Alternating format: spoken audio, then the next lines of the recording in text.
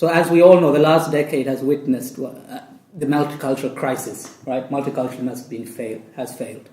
Any politician worth their salt, that is to say their populist salt, will second this claim, right? Cameron in Munich, multiculturalism has failed. Merkel, multiculturalism is dead. Sarkozy saying the greatest threat to French society is if we take on multiculturalism. Whatever that might mean is a different matter, but it has been failed, and that's something that is loudly declared. Now, there's a tendency to periodize this, to bracket this as a post-9/11 development. So implicit in that periodization is the idea that it's entirely fueled by Islamophobia or anti-Muslim racism. I think that this is slightly simplistic. And I think absorbed into this crisis narrative is actually a broader set of racialized anxieties around immigration, a fatigue with diversity in the first place, and also a kind of revived white nationalism. Okay, white backlash nationalism, if you like. So I think, though it is the anti-Muslim or the Muslim figures large, they become the suspect community in the first instance. A series of moral panics are organized around the Muslim figure. I don't think it is just that, though. And as we see, UKIP is able to merge any number of racialized crises, so to speak, and immigration, Romanians, whatever it might be. So it absorbs a lot more than just Islamophobia. Now, why is tolerance already so conservative? It's because any simple appeal to tolerance already presumes that the prevailing political hierarchy is to remain. That is to say, those who are invested with the power to tolerate and those who are disenfranchised so must be tolerated. There is no dissolution in this distinction between insider and outsider, right? The outsider always remains a very negatively coded subject awaiting interrogation and verdict. Now, but there's a lot of literature on this, of course. But I think there is something more profound about how it's being rejected. I think it's not only that a bracketed ethics of tolerance is compromised, but that it is more telling that the casting of multiculturalism as only tolerance is the very definition which allows for its public rejection and also for the laundering of racism. Now, to put it boldly, I ask, does the term tolerate remain intelligible? Tolerance, it's useful, and perhaps it is useful, maybe as a first step, perhaps. But how do we move beyond tolerance? How do we move beyond acceptance? Like to fully see someone as a human being. Just interesting. The ways in which actually the literature can almost reflect in complicated but also uncomplicated ways dominant ideologies, including the multiculturalism, that the idea of multiculturalism in the differing forms it takes, that comes across in the actual literature in a very overt way. So, for example, the narrative that we tend to see in a lot of British Asian literature tends to be of, as Valu said, culture clash, East versus West.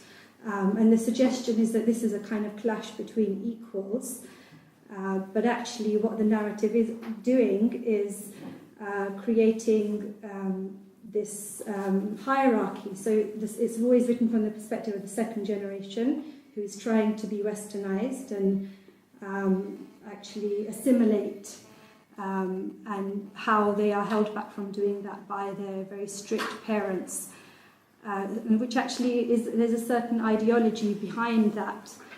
And of course that narrative is commodified and it's packaged because the kind of market and government policies come together, and it's interesting how that's changed in some ways as well. So while a lot of literature is seen to be multicultural, actually it's about assimilating and integrating. It's not about even the kind of mixing of East and West if you deconstruct it. What I've been reading has influenced me to a large extent, so I had to go through a process, and this I think is what Valu was trying to say as well, that there's a need to engage with all of this, because I could say that it's all irrelevant to be, but it has influenced me as a writer as well. The idea of always multiculturalism in itself is comes from outside. It comes from how I'm seen and how I'm captured, contained, simplified, understood. And if we don't interrogate that, we end up reproducing that. So I've kind of gone through a process myself of trying to engage and interrogate this debate. But at the same time, I have to move on from there and try and do something else in my writing. Motiwal had heard about Babaji, of course. Who in Handsworth hadn't? Some people said good things about him. He was curing people, he was performing miracles, getting alcoholics off alcohol. Some people said bad things, that he was always surrounded by other men's wives who even went against their husbands to come to him. He was doing cheap magic tricks and making people give him money. He had seen photographs of him in various shops and homes.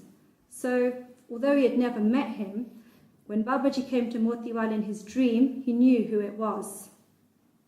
Anand, the boy who worked in the Conduit Road shop, was a follower and wore a picture of Babaji on a locket that hung from a silver chain around his neck.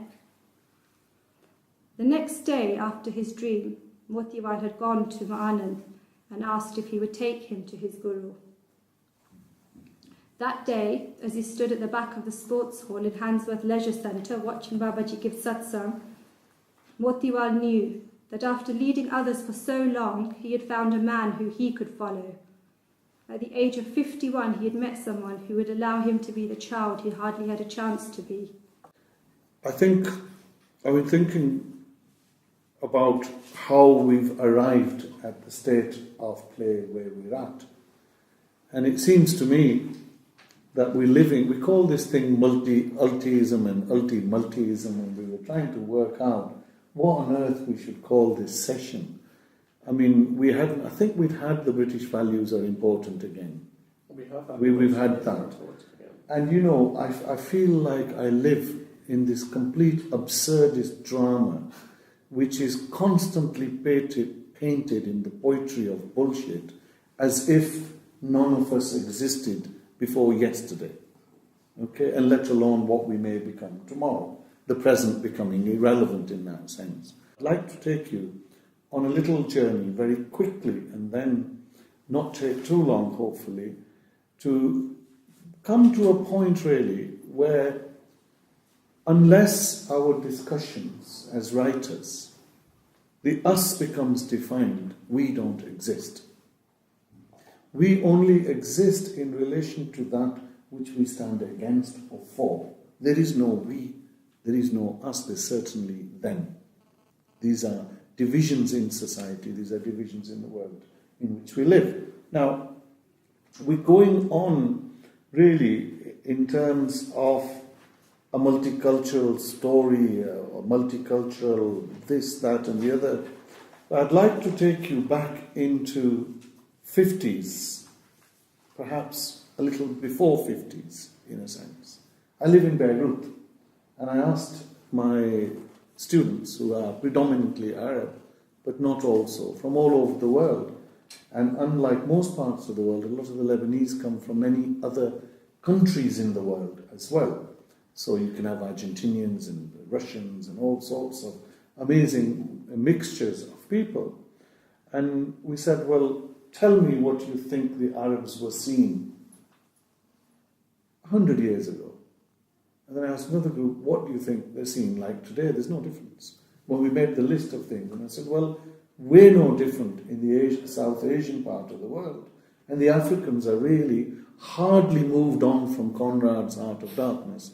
In a sense, we haven't progressed very far, so to speak. But there's been an historical process, really, from the 1950s and 60s. And there's a reason for that. And the reason for that is they plundered and raped and pillaged us, left nothing for us back home, and we came over here. We came and did the dirty, degrading, disgusting jobs none of the white people would do. So in that process, we were confronted, we, as in the new batches of migrants who came to run the mills and factories here, we were confronted for some question of justice. Justice for the present. But in struggling for the justice for the present, there is a demand for historical justice.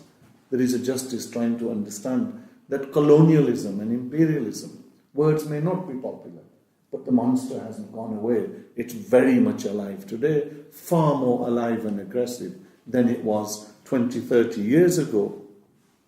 And most importantly, none of this is a gift. Britain is not a tolerant society. It never has been, long before it even became the United Kingdom. They were slaughtering each other. If they had nobody else to slaughter, they were slaughtering the peasants. It's not something unique to Britain. Everybody else, in a sense, in these sort of societies, do the same sort of thing. It has conquered, plundered, destroyed, abolished, enslaved, and that's what it would like to do today. It's just not strong enough. Within that context, a literature that does not engage with that historical process supports the monster, doesn't oppose it. So in my opinion, I started writing because I had no other way of trying to understand or express the world in which I grew up, which I thought was wrong, trying to get my story across, the story of my friends, my colleagues, but especially those who were struggling. And the story that we wanted to tell, nobody could tell it. We had no academic way of telling it. And the only way we could tell it was anecdotes about why we came here, where we lived, what happened to us. Now, being called a Paki, a nigger, a wog, or this, it's not that big. You know, we've had plenty of those. To be hit on the head, wallop, I've had plenty of those, and lots of my friends have. Turbans burnt, hijabs pulled off, all the way through the last 30, 40, 50 years here, and hundreds of years before. If they weren't physically doing it, they were certainly doing it through the propaganda, as I referred to with the Conrad Tide, Hearts of Darkness. So in that sense, the intensity of cultural, social, historical violence has never stopped. But now let me take you a little bit of a journey, really. There were movements in South Asia, as they were in the Arab world, as they were here, who tried to create a new literature. And in the create that was the Afro-Asian writers' movements, the Progressive Writers' Associations in India prior in the 30s, and in a sense way before that in the radical traditions within Arabic literature, within literature that was not necessarily of the Western ilk, but to come on to a point that why do people take a form that's predominantly European? Different components from factories to mills to other things are born in different parts of the world. Whether it's gunpowder in China, whether it's a game of chess in India, whether it's something mathematics in the Arab world or the machinery here, it really doesn't matter. It never has mattered. It has been a collective growth of human expression. The novel couldn't exist without the advent of the publication industry and the consolidation of capitalist markets and the crushing of numerous languages to be able to create that thing. We come from an unremitting struggle against European domination. From the day they set foot on our shores to this very day. It hasn't ended, it's become communalized, sectarianized, bloodyized, but it still continues, and it continues in literature. And it continues in our literature, in our poems, in our short stories, in all different facets of the arts that are created. The fundamental difference now is we are in the metropolis, but we haven't just come today. There are two broad swathes of literature. There are those literatures that try to talk to the West as if the West doesn't know us. We are the West. The attack on that, it's the attack which does define us, of course. In literature, you guys try and project some other kind of world or some other kind of view. But actually, it's like we were saying earlier on today, you're still always working through the attack, right? I mean, the attack is constantly either in response or, we're all kind of working. And so, yes, why do I like 18th century poetry from Punjab?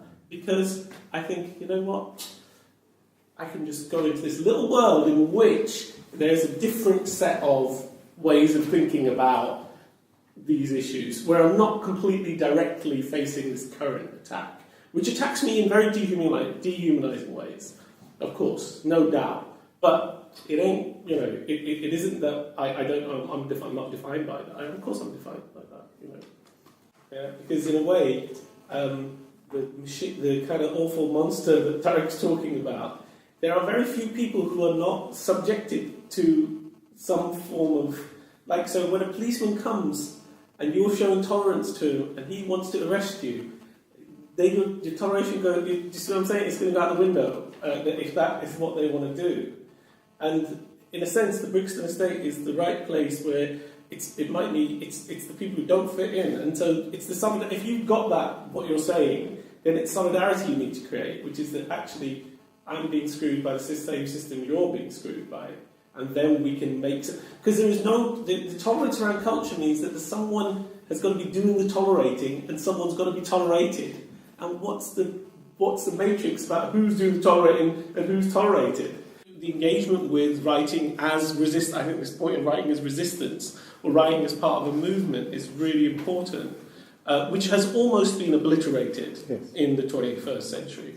The notion of writing as part of a collective rather than this act of an individual, almost obliterated. So in a sense, you're completely right. Why would you get politicised by something like Rushdie or whatever? It's because in a sense it has some remnants of being part of a kind of post-colonial movement, if you like. I mean, it can be read in that way. But the real repression in this country, of course, has been the working class voices, and this is why the story of white working class voices required a movement for their novel, and it's all in London, right? There's no publishing outside of London. So there is. So I think that there's that is very important in this context. I mean, we write about racism because that's our beef, right? That's the way we get structured. But there are other ways in which you get done. That's what I'm talking about, solidarity. There are other ways in which people get done.